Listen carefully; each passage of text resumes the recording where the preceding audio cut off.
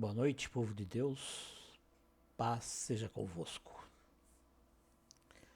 Hoje vamos abordar um assunto cujo título é Intimidade com Deus, baseado no livro de Tiago, capítulo 4, versículo 8.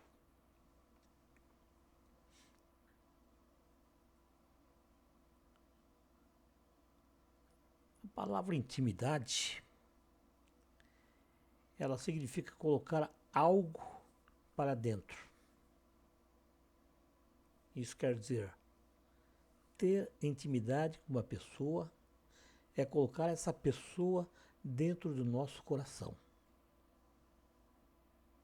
Logo, eu quero dizer que ter intimidade com Deus é necessário colocá-lo dentro do nosso coração e permitir que Ele nos coloque dentro do seu coração. Isso é o que quer dizer intimidade. Deus quer e Deus espera ter um relacionamento de amor com cada pessoa da sua criação. Para que isso aconteça, basta darmos o primeiro passo, que é ouvir a sua palavra e obedecer essa palavra. A palavra de Deus ouvida com comprometimento nos enche do Espírito Santo. Então não é só ouvir, não. É se comprometer com aquela palavra. E como resultado, nós somos cheios do Espírito Santo. Porém, irmãos, a intimidade com Deus tem um preço. Tem um preço. Não existe nenhuma possibilidade de termos intimidade com Deus se não for através da cruz de Cristo Jesus. A Bíblia Sagrada nos fala de dois caminhos, um largo e um estreito. O caminho que nos leva à cruz é o caminho estreito. E quanto mais nos aproximamos de Deus, quanto mais nós nos aproximamos de Deus, mais estreito ele vai ficando. E ao vislumbrarmos a cruz, nos tornamos amigos de Deus. E essa amizade, irmãos, vai se tornando cada vez maior à medida que nosso comprometimento com a cruz aumenta. E a cada passo que nós damos, cada passo que é dado por nós, ele passa a agir em nossa vida de uma forma especial. Isso então confirma o que a palavra diz. E buscar-me-eis e me achareis, quando me buscardes de todo o vosso coração. Está lá escrito no livro de Jeremias, capítulo 29, versículo 13. É verdade que essa não é a vontade de Deus ao criar o homem. Não era realmente a vontade de Deus. Ele nos fez para viver eternamente em contato com Ele. Estarmos em sua presença, mas infelizmente o pecado nos afastou de Deus e hoje temos de invocá-lo e pagarmos o preço para que possamos desfrutar dessa intimidade. Mesmo assim, meus irmãos, muitas vezes clamamos por Ele. Sim, clamamos por Ele e parece que Ele não nos ouve. Quantas e quantas vezes isso aconteceu na sua vida, na minha? Nós clamamos e parece que Ele não nos ouve. Sim, E isso, irmãos, quer dizer que ele não nos responde. Ele não nos responde. Mas uma coisa eu posso dizer para vocês com toda certeza. Ele nos ouve. Cada lamentação, cada coisa que a gente fala, ele nos ouve. Certo? E também vai responder. Ou mais hoje, ou mais amanhã, ele vai responder com toda certeza. O seu silêncio momentâneo é fruto do seu trabalho em nosso favor. Que nós não podemos enxergar, mas ele continua trabalhando a nosso favor. Ele não deixa de trabalhar em nenhum momento para salvar você, para salvar eu, para salvar cada um de nós. É importante que a gente tenha fé. Mas uma fé genuína, irmãos. Não é falar que eu tenho fé, não. Ah, tenho fé demais. Ela fé demais sim, mas muitas vezes não é fé, não. Nós temos de confiar. Confiar na palavra dele, confiar naquilo que ele é. Ele jamais vai nos desamparar. Não, ele não vai desamparar de você, a mim, de maneira alguma. Mas isso, para acontecer, a nossa busca tem que ser verdadeira. Você pode ter certeza de que Deus quer estar perto de cada pessoa. Ele se importa com o que o homem faz. Ele está à procura do homem.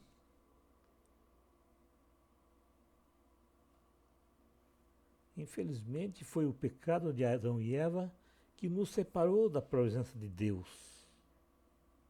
Por isso, irmãos, é que eles foram expulsos lá do paraíso, lá do Éden. E a partir daí o ser humano ficou cada vez mais longe do seu Criador. E todo tipo de atrocidade cometeram.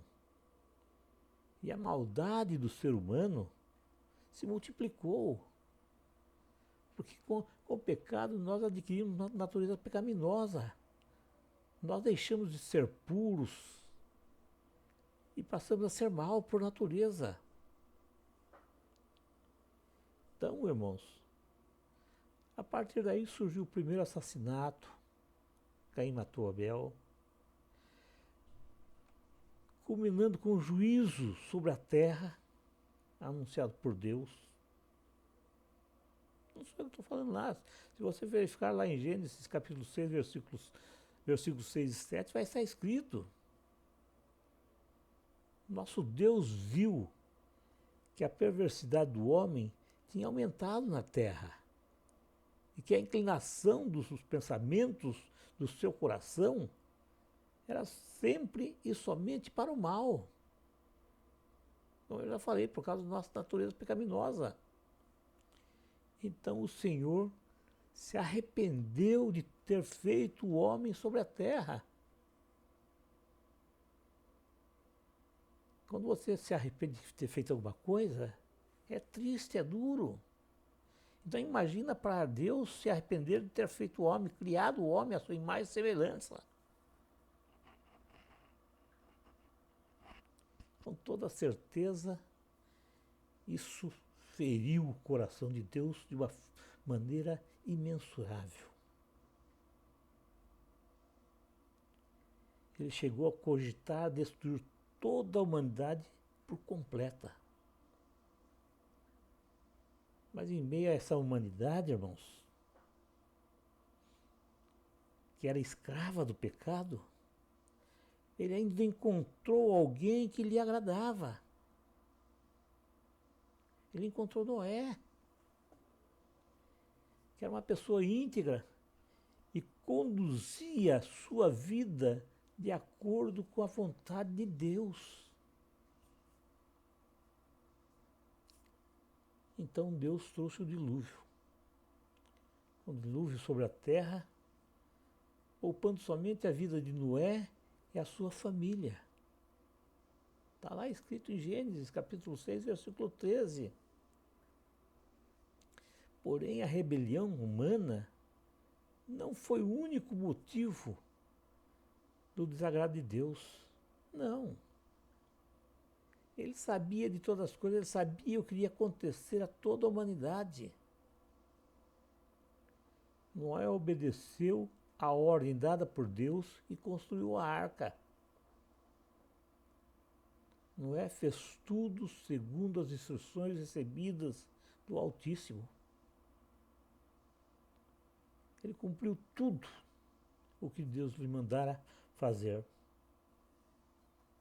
Ele concluiu a construção da arca. Ele se tornou objeto de riso para os seus contemporâneos.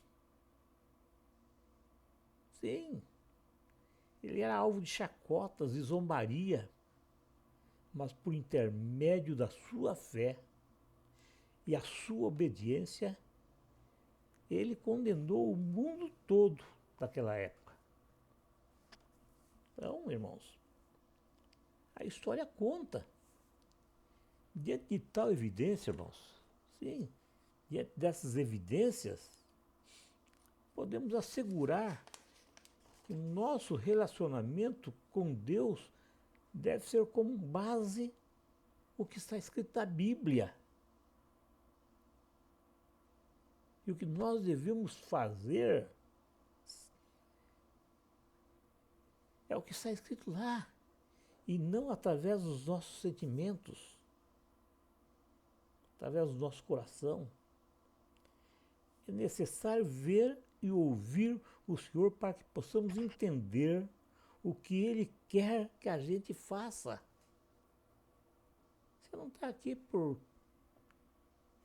coincidência. Você não está aqui para ser um cristão de banco, não. Você está aqui para cumprir uma missão. Então, você tem uma missão, eu tenho uma missão, cada um de nós tem uma missão. Então, nós precisamos entender e atender o que Deus quer que a gente faça. O nosso foco, irmãos, deve ser centrado no que é eterno e jamais no que é temporal. Eu costumo dizer, e é uma grande verdade, que nós viemos sem nada para essa terra. E nós vamos sair sem nada daqui. A única coisa que nós vamos levar mais é a roupa do corpo. E que também vai ficar na terra, porque ela vai apodrecer. No caixão de ninguém tem uma urna para você levar o dinheiro, para você levar seus bens. Não, não tem. Então, a verdade é uma só. Deus te colocou nessa terra, me colocou nessa terra com um único objetivo, só um: viver uma vida de intimidade e comunhão com Ele. Porque nós fomos criados, irmãos, para a glória do Senhor, através de um relacionamento íntimo com Ele, através do seu Filho, nosso Senhor e Salvador Jesus Cristo. É notório também, irmãos, que a intimidade com Deus não é igual em todas as pessoas. Não. Não é. Umas têm muita intimidade, outras pouca intimidade. E algumas, irmãos, não têm intimidade nenhuma. Sabe? Lá no livro de Ezequiel, há uma visão do profeta Ezequiel, onde ele observa águas que corriam do templo. Nessa visão, a cada 500 metros, o nível da água medida era diferente. Ele visualizou 4 níveis de água. O primeiro era a altura do tornozelo, o segundo na altura do joelho, o terceiro na altura da cintura e o último cobria a cabeça. Como a água é um símbolo do Espírito Santo, essa passagem pode perfeitamente simbolizar o grau de intimidade do ser humano. com Deus. No primeiro nível, ou seja, a água no tornozelo, significa pouca água e também pouca intimidade, uma vez que a pessoa, apesar de ter aceitado a Cristo Jesus como seu Salvador, ele ainda detém o controle de sua vida, uma vez que a segurança em terra não permite nenhuma dependência com Deus. Então, pouca água, pouco Espírito Santo, pouca intimidade com Deus. Sabe, irmãos? Cristo Jesus é só o Salvador e não o Senhor para essas pessoas. Ele é o Salvador, mas não é o Senhor. Essas pessoas não sabem o propósito de Deus para suas vidas. Elas não se dispõem a ouvi-lo e não fazendo nenhum esforço para renunciar às práticas mundanas.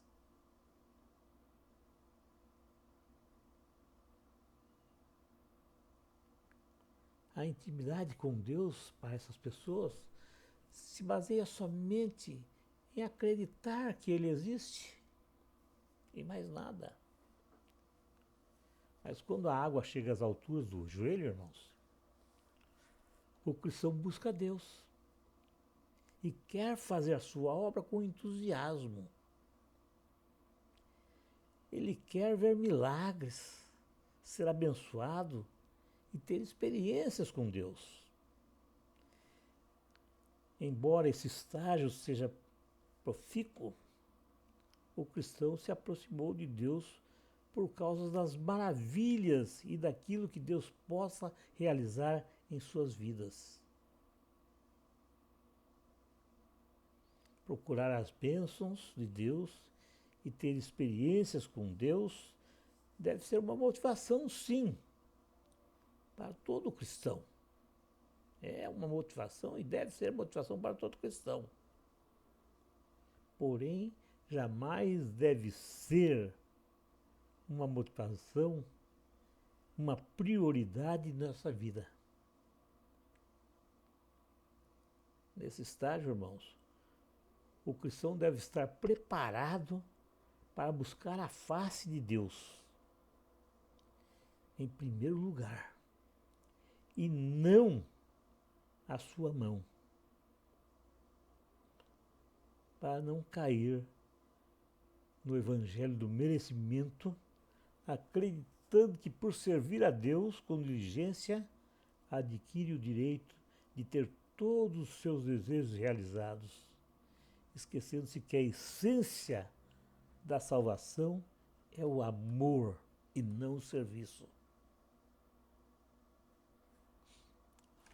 O cristão, ao atingir o terceiro estágio, isto é, a água batendo na cintura, ele caminha pedindo a orientação divina, a orientação do Espírito Santo na sua vida. Nada fazendo por si só. Ele pode mergulhar e ter o seu pescoço todo coberto pela água. Mas mesmo assim, ele ainda pode tropeçar. Ante as dúvidas, diante dos conflitos internos. O que eu quero dizer, irmãos, é que esse cristão, que a água está na cintura, ele deseja experimentar a plenitude da intimidade com Deus. Mergulhando seu corpo na água, porém, ao se deparar com alguma dificuldade, ele volta à superfície para ter o controle da própria vida. Isso é muito comum entre os cristãos, entre os evangélicos. Sim, isso é muito comum. Uma vez que os nossos desejos são para ontem. E Deus nem sempre age no tempo que nós queremos. Ele age no tempo dele. Embora estejamos cientes de que ele pode todas as coisas e que ele é o Deus das causas impossíveis, nossa fé é abalada diante dos problemas surgidos e, em vez de esperarmos por ele, nós tentamos agir por nós mesmos. Nós preferimos tomar decisões de acordo com os nossos sentimentos. Infelizmente, isso acontece muito. Nós nos esquecemos que tudo que acontece em nossa volta, em nossa vida, não acontece por acaso. E muitas vezes as provações vêm para nos fortalecer. Sim, as provações vêm para nos fortalecer e aumentar a nossa fé. Então, irmãos, o verdadeiro cristão, aquele que é cristão verdadeiro, com fé irrefutável, ele está imerso no Espírito Santo. Ele anda pela fé, deixando Deus conduzir a sua vida. Ele conhece o propósito de Deus para a sua vida.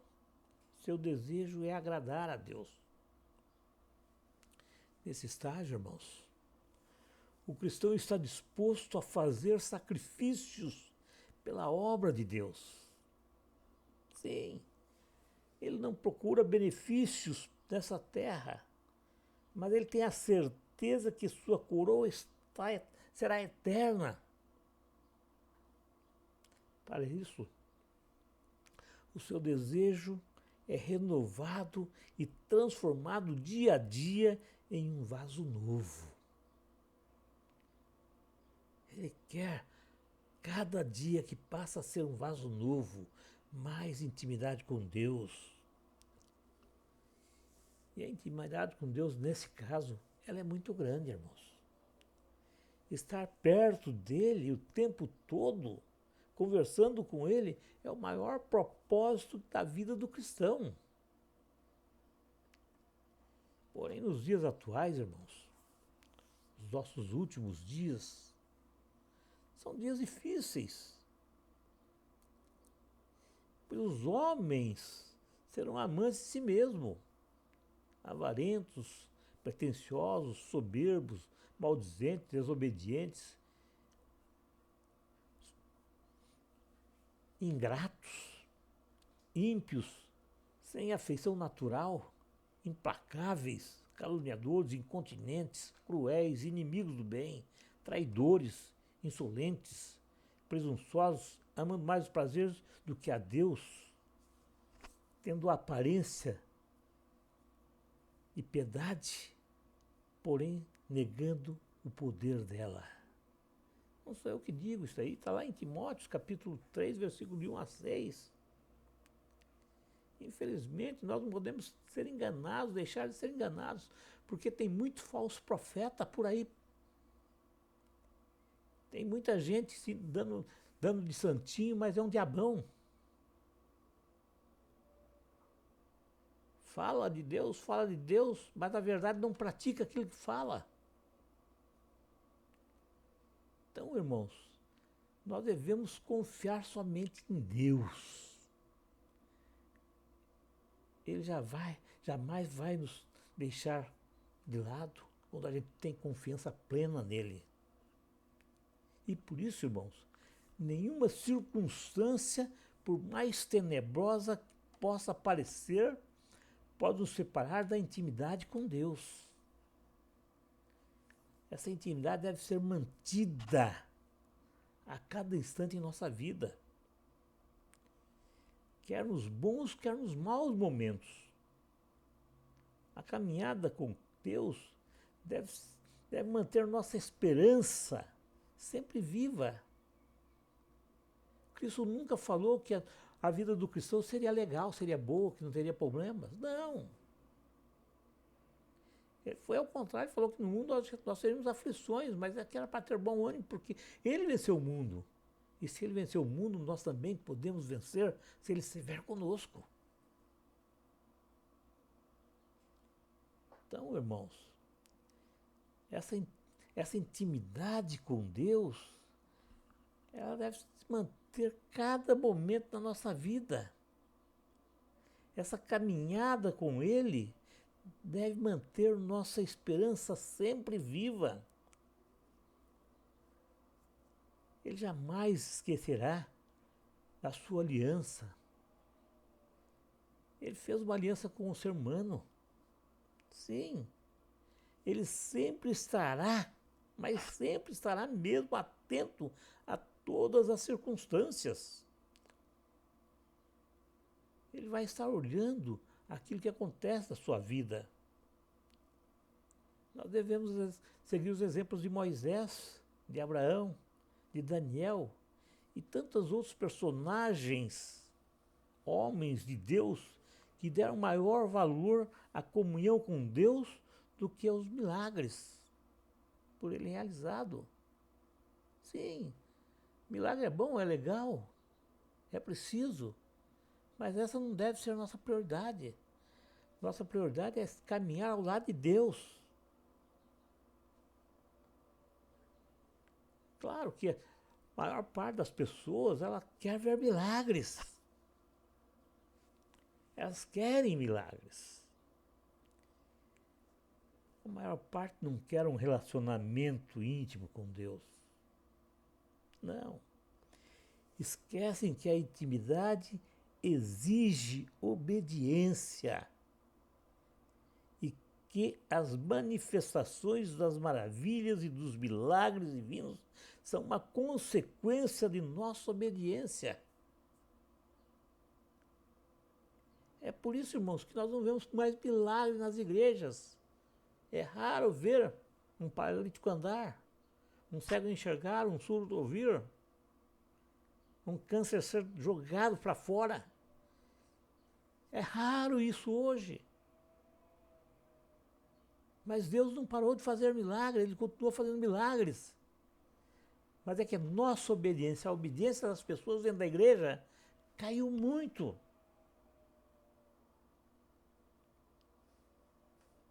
Então, irmãos,